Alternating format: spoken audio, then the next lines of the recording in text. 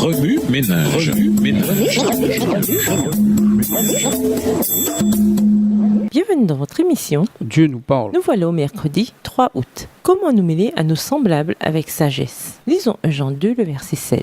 1 Jean 2, verset 16. Car tout ce qui est dans le monde, la convoitise de la chair, la convoitise des yeux et l'orgueil de la vie, ne vient point du Père, mais vient du monde.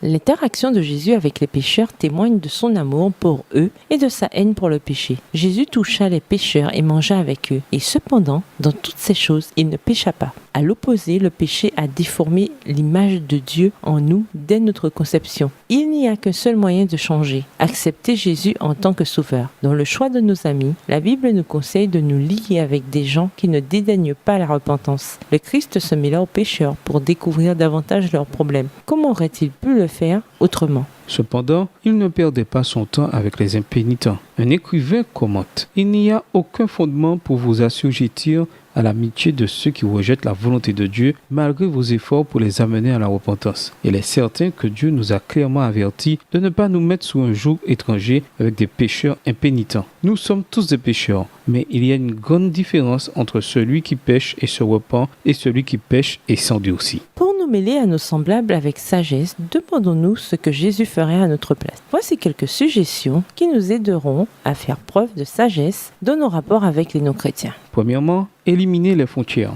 À l'instar du Christ, mêlons-nous à tous les types de gens, y compris les parias de la société. Jésus ne laissait pas le statut social ou les normes culturelles lui dicter ses relations avec les êtres humains. En tant que bon berger, il cherchait la brebis perdue, où qu'elle fût. Lorsque Matthieu invita Jésus à une fête, celui-ci accepta joyeusement l'invitation. C'était là une occasion en or de partager la bonne nouvelle du royaume avec ceux qui avaient le plus besoin de l'entendre. Voir Matthieu 4, verset 23. Deuxièmement, ne craignez pas d'appeler le péché par son nom. Si vous n'avertissez pas vos semblables, vous vous rendrez complice de leur péché. Troisièmement, entretenez votre foi. Le fait de vous mêler aux pécheurs ne signifie pas que vous abandonniez votre foi et embrassiez le péché. Faites-vous des amis. Soyez à l'écoute de leurs problèmes. Avec beaucoup de tact, mettez le doigt sur leurs péchés, puis invitez-les à se repentir. S'ils refusent, continuez de prier pour eux et de témoigner auprès de vos semblables. Remue-ménage, pour vous mêler à nos semblables avec sagesse, feriez-vous des choses différemment du Christ? Pourquoi?